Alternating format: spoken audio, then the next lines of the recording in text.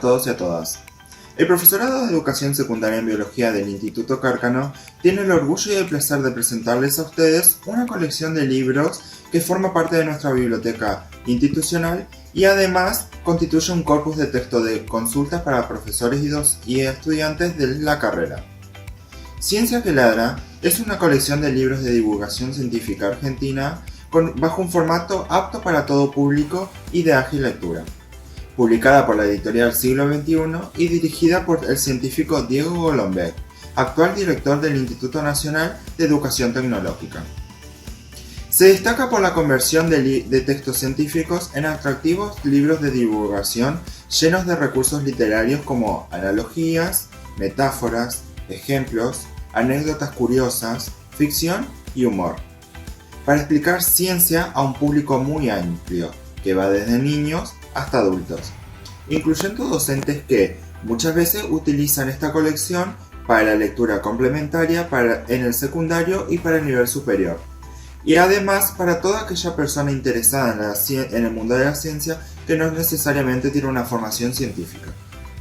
La colección está dividida en dos series, la serie clásica y la serie mayor.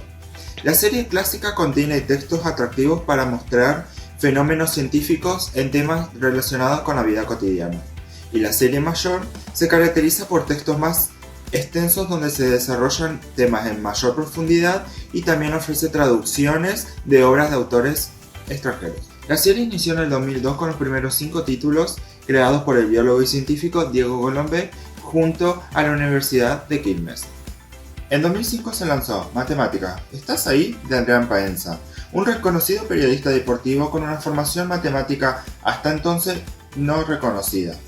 Se convirtió en un boom editorial sin precedentes y fue el libro de no ficción más vendido de Argentina. Dice Diego Golombek: con la colección de libros Ciencia que Ladra, apuntamos a algo muy difícil, que es tener múltiples niveles de lectura, que un mismo formato, un mismo libro, un mismo programa de tele lo pueda ver un pibe de la primaria y se interese por algo o que le genere una pregunta y que lo pueda ver su profe y se apropie de ese contenido para usar en el aula. Que lo pueda ver su padre y su hermano mayor y su abuelo y la pasen bien. Cuando logramos eso, aunque sean en detalle, es el paraíso. Además de su comercialización en América Latina, principalmente en México y en Colombia, muchos de los textos han sido traducidos en Alemania, en República Checa, en Italia, en España, etc. Y por último, quiero compartirles el último párrafo del prólogo que integra la colección, escrita por Diego Golombek. Esta colección de divulgación científica está escrito por científicos que creen que ya es hora de asomar la cabeza por fuera del laboratorio y contar las maravillas, grandezas y miserias de la profesión.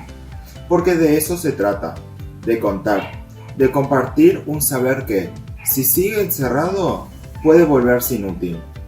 Ciencia que ladra no muerde, solo da señales de que cabalga.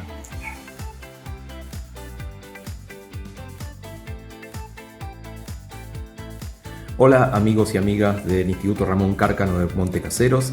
Sé que andan organizando la Feria del Libro y que hay muchos docentes de ciencias, particularmente de biología, muy interesados en saber esto de qué se trata contar la ciencia para todos, incluyendo nuestros alumnos y alumnas. Así que, aún en estos tiempos tan difíciles, bienvenidos los libros, bienvenida la ciencia, bienvenida la docencia y la divulgación. Un abrazo grande, soy Diego Golombek.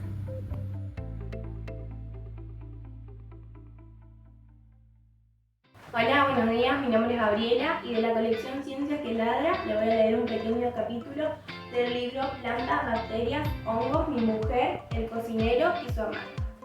El capítulo se llama Sea moderno, sea sustentable.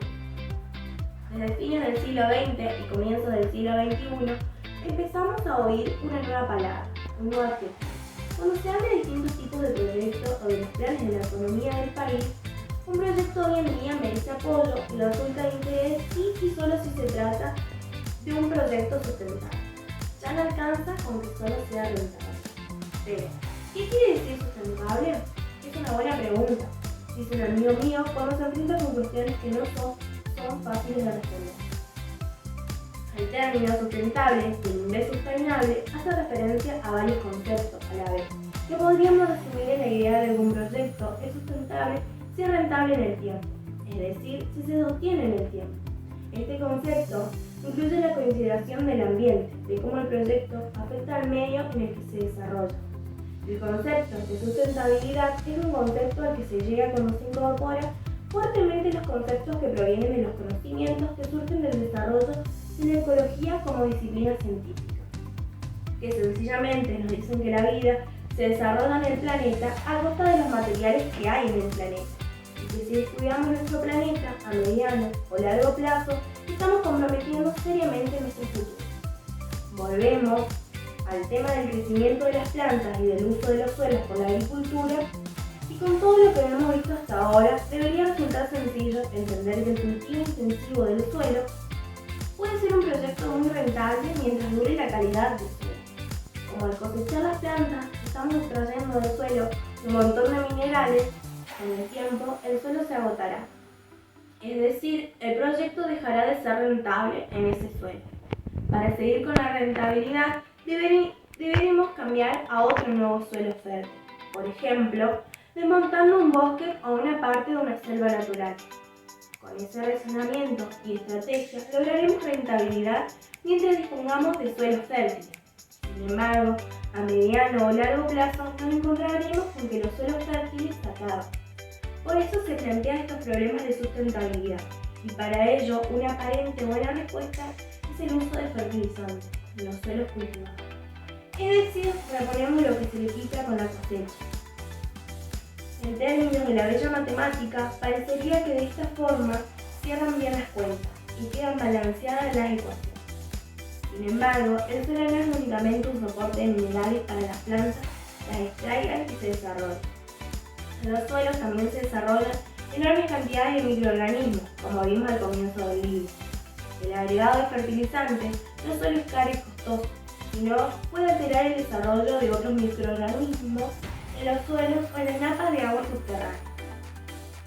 Es decir, el problema no es tan sencillo y convendrá que miremos qué pasa con algunos microorganismos que se desarrollan en el suelo.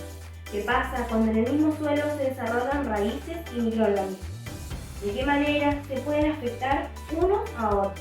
¿Y qué tendrá que ver todo esto con la nutrición y el desarrollo de las plantas y con los ciclos de los elementos químicos?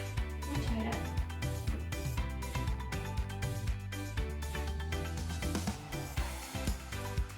Buenas tardes a todos, ¿cómo están? Hoy quiero compartir con ustedes de la colección Ciencia que Ladra el libro Modelo para Armar del autor Martín Cagliani.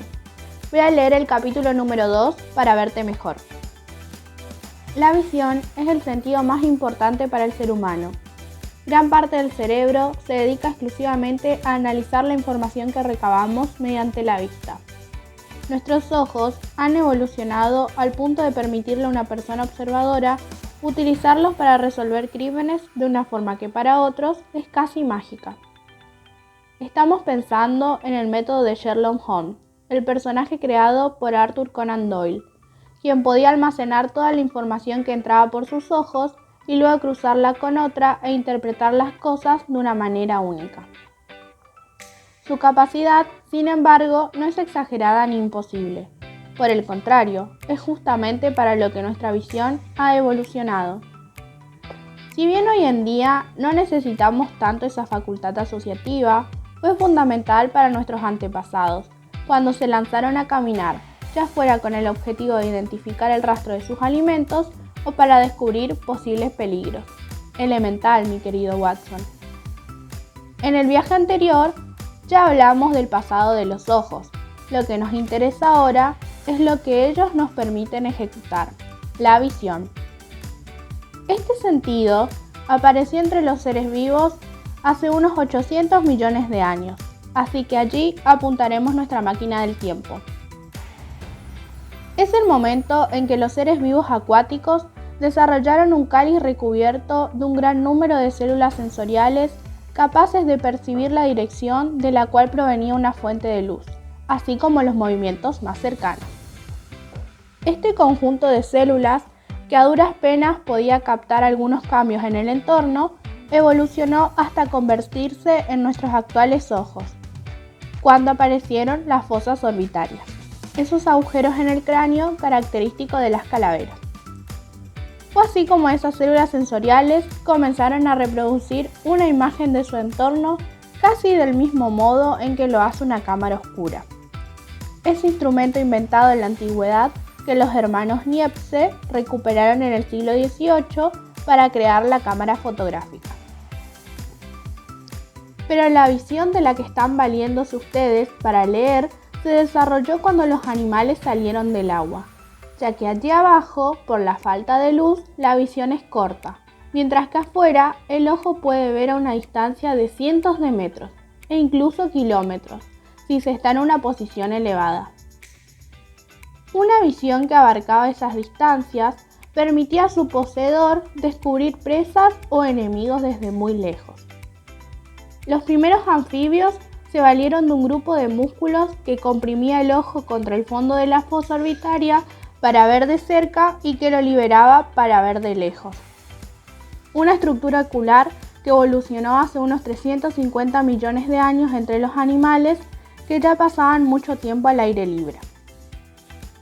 Si giramos otra vez las manivelas de nuestra máquina hasta unos 210 a 240 millones de años atrás, podríamos tomar contacto con los primeros mamíferos. En ellos, el ojo había evolucionado a un sistema distinto, que les permitía enfocar mejor la vista. Su cristalino no se comprimía como en los reptiles, sino que se aplanaba para ver lejos y se relajaba para hacerlo de cerca. Una diferencia entre la visión de los reptiles y la que hemos heredado nosotros es que los músculos que ellos usaban para hacer foco trabajaban menos y por lo tanto envejecían mucho más despacio que los nuestros. Quiere decir que si nos hubiéramos quedado con esos ojos, no necesitaríamos anteojos a medida que pasa el tiempo. Para terminar de entender el proceso que llevó a nuestra actual forma de ver, tenemos que dar otro salto temporal y dirigirnos 65 millones de años atrás. Tal vez a algunos de ustedes esa fecha les resuene en la memoria, y es que se ha vuelto conocida gracias a los fósiles más famosos, los dinosaurios. Fue la época en la que desaparecieron, pero también cuando surgió la visión binocular entre los primates arborícolas, que empezaron a poblar los bosques del mundo cuando se extinguieron los saurios gigantes. La visión binocular se produce cuando ambos ojos están al frente y comparten el rango de visión. Es cierto que los animales que tienen los ojos a los costados de la cabeza pueden cubrir un radio más amplio, pero los primeros primates no necesitaban ver más, sino mejor. Por eso se adaptaron a un tipo de visión que les permitía medir con exactitud a qué distancia se encontraban los objetos. Y eso solo se logra cuando ambos ojos miran hacia el mismo lugar. Otro dato interesante en la evolución de nuestros ojos es que la parte blanca, llamada esclerótica, en la mayoría de los primates es seguramente también en nuestros ancestros homínidos marrón. Al ser de ese color, la cobertura interior no se diferencia del resto del ojo, es decir, que la pupila y el iris que resultan entonces difíciles de distinguir, en especial cuando la luz es escasa. En el ser humano, por el contrario, la esclerótica es más grande y no está pigmentada, y por eso es blanca. ¿Para qué nos sirve esto? Para saber hacia dónde está mirando una persona, algo imposible de advertir tanto en otros primates como en casi todos los demás mamíferos, en especial si usan anteojos. Más adelante veremos que el ser humano es un animal altamente social y que prácticamente cada parte de su cuerpo ha evolucionado para poder participar en ese entramado de relaciones. Se cree que la esclerótica es blanca para que sepamos qué está haciendo el otro, qué quiere hacer, qué piensa. Esa infinidad de detalles que notamos a veces de manera inconsciente nos permite, por ejemplo, sentir empatía. Del mismo modo, muchos perros domésticos, comparados con sus ancestros y parientes, los lobos salvajes, tienen acentuada la parte blanca de la esclerótica. Como los perros conviven con los seres humanos desde hace al menos 50.000 años, Es probable que se haya producido una evolución paralela por la relación social existente entre ambos. Se ha descubierto que prestan atención a aquello que los hombres miran y viceversa.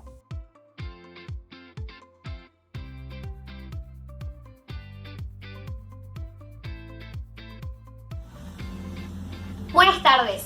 Yo voy a leer el libro Cortar y pegar, trasplantes de órganos y reconstrucción del cuerpo humano de la colección Ciencia que ladra. El hombre rompecabezas. En la década del 90, un periodista italiano le preguntó a Tomás, pionero de los trasplantes de órganos y uno de los científicos que más ha hecho por su desarrollo: ¿cree usted que en los próximos años será posible lograr un hombre rompecabezas construido con órganos provenientes de otros seres humanos? Él le contestó: ¿posible? Existen ya varios ejemplos de seres humanos que viven con combinaciones de corazón y pulmones, páncreas y riñón, corazón e hígado, hígado, intestino y páncreas, y otras combinaciones que se están llevando a cabo con éxito. Y es que en las 3 décadas que van de 1960 a 1990, la ciencia y la técnica de los trasplantes de órganos saltaron desde la imposibilidad hasta un desarrollo pocas veces alcanzado por otras disciplinas médicas en tan poco tiempo. A esta altura no hay prácticamente órgano como el hígado, tejido como la piel o célula, por ejemplo las del páncreas, que no hayan sido trasplantadas con algún éxito. Veremos en este libro cómo se hacen y qué problemas presentan los diferentes trasplantes y cómo vive la gente con un órgano prestado. Veremos también que no todo es color de rosa. Pese a que las técnicas quirúrgicas y el mantenimiento de la estabilidad de un paciente en el quirófano han llegado a un punto notable de desarrollo, gracias al cual es concebible realizar prácticamente cualquier reemplazo de uno o más órganos con tasas de éxitos totalmente aceptables. Una parte importante del éxito de un trasplante depende de que logremos que la persona que lo recibe lo acepte como propio, es decir, que no lo rechace por extraño. De todos modos, esto es un problema menor en la actualidad. Las modernas drogas que bajan las defensas del organismo para evitar que un órgano sea rechazado por extraño tienen cada vez menos efectos molestos y son más efectivas y específicas. Además, la recuperación después del trasplante ha llegado a resultados sorprendentes. No es raro ver a un paciente trasplantado de hígado irse a su casa en una semana. Bueno, pero si todo es tan simple, entonces, ¿cuál es el problema? En 1798, Tomás afirmó más o menos lo siguiente: la población de cualquier país crece a un ritmo tal que suele exceder las posibilidades de alimentación que ofrece la tierra, por lo que la miseria tiende a estar siempre presente. En particular, esto ocurre en países atrasados, puesto que en ellos las capacidades de producción son mucho más limitadas respecto al crecimiento de la población. En un punto, vemos que llegará el momento en el cual el crecimiento de la población superará los recursos generados. Con los trasplantes de órganos pasa algo parecido. Vemos crecer la lista de demandantes de órganos, los receptores, y mantenerse estable las de oferentes, los donantes efectivos. Por ejemplo, en la Argentina, a fines del 2002, 5.051 pacientes esperaban un riñón, mientras que durante todo el 2002 solo se habían trasplantado 377 personas. ¿Cuál es la solución? También analizaremos en este libro el regreso de los monstruos mitológicos como la quimera hecha de varios animales. ¿Es posible paliar las necesidades de órganos utilizando órganos de animales? Parecería que sí, si confiamos en la ingeniería genética.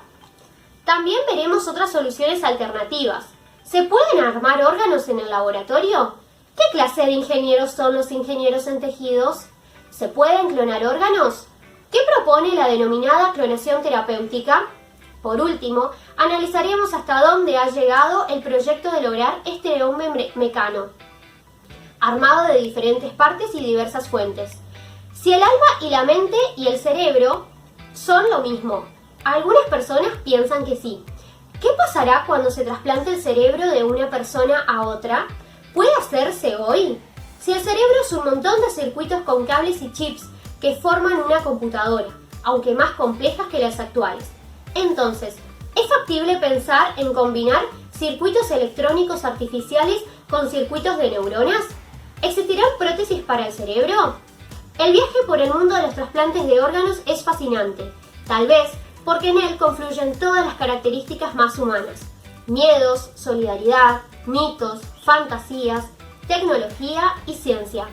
Empecemos el viaje entonces con algo de historia.